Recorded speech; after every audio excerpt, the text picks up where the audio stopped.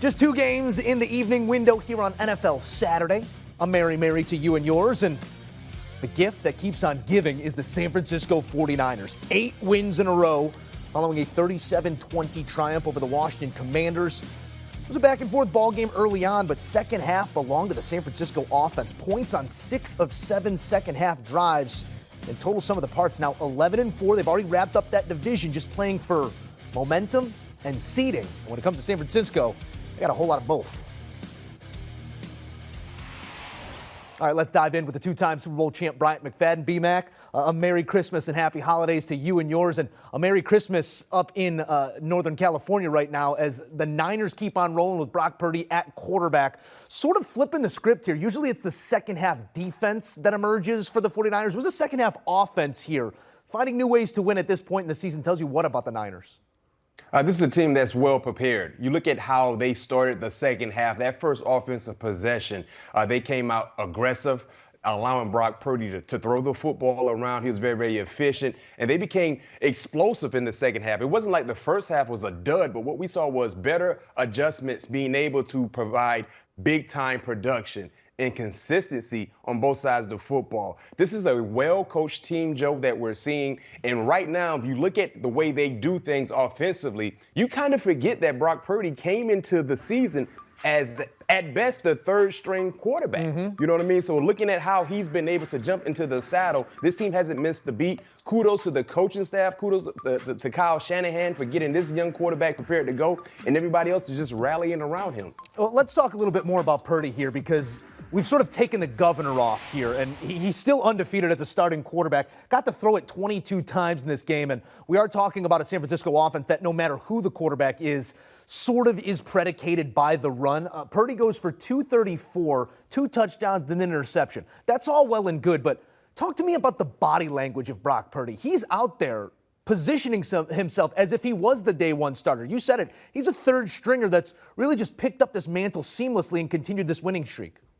The moment hasn't been too big for Brock Purdy. And I love that about the young player, you know, the confidence that he's able to display week in and week out. And yes, that interception wasn't on the quarterback. That was a catchable pass for Jennings, who just tipped it up. The defender from the Commanders came up with a huge play. But guess what? Brock Purdy just swiped that off his shoulder, came right back into the lineup, and started just throwing dimes. And then one thing that I love with Brock Purdy in the lineup, he's utilizing the tight end, George Kittle. People forget how prolific George Kittle has been throughout his professional career. And it seems like the relationship between Purdy and George Kittle has been well documented because he's become a big-time playmaker for their offense. So I'm loving what I'm seeing from the young quarterback. They've locked up the division, as you mentioned. That will guarantee at least a home playoff game for the young quarterback, so that's huge. And they just got to keep rolling and keep the chemistry in place, because right now everything's pretty locked up, right? So you don't need to really be aggressive in your mentality going forward, but understanding you would like to have rhythm and chemistry still intact once the playoff starts. Yeah, it was 6 for 120 and 2 touchdowns for Kittle. So seeing plenty of a target share here and doing the most with it here with Purdy as the quarterback.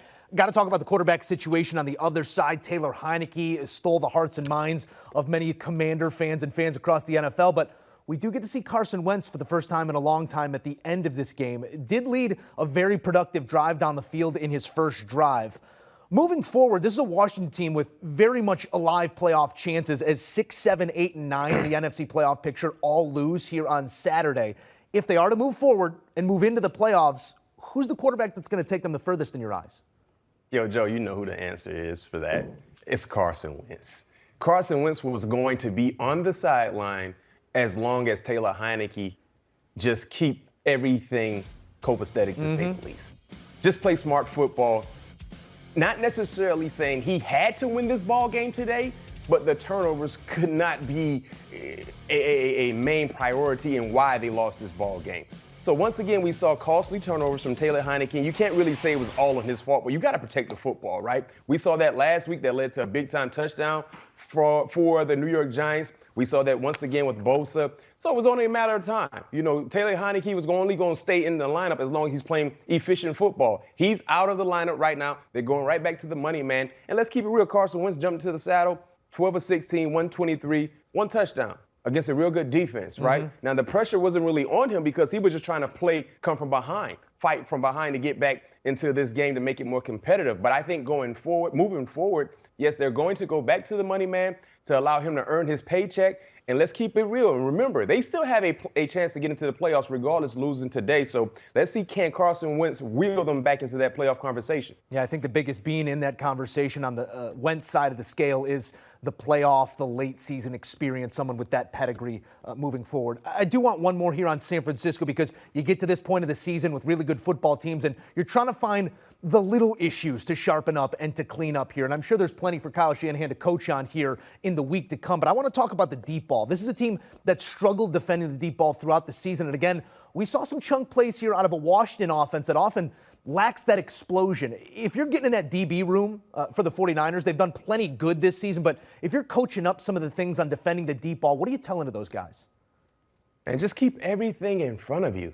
Number one, the guys that put their hand in the dirt, if you give them just a little bit of time, they're going to get home, right? But if something happens and they don't get home as fast as you would like to see them get home, just keep everything in front of you because this defense is so sound. Fundamentals, they're there, the technical side of things, they play with energy. You just can't allow opposing offenses to hit splash plays on you. That could be the only way a team can go up and down the football field against this defense, by creating splash plays like we saw today from the Commanders. So in the secondary, man, just do your job. But you don't have to play hero ball in the back end for San Francisco. If you just do what you're supposed to do based on how well they put pressure on these quarterbacks is going to throw the football right to you if you just be where you need to be. So just play smart, sound football, keep everything in front of you, tackle the catch,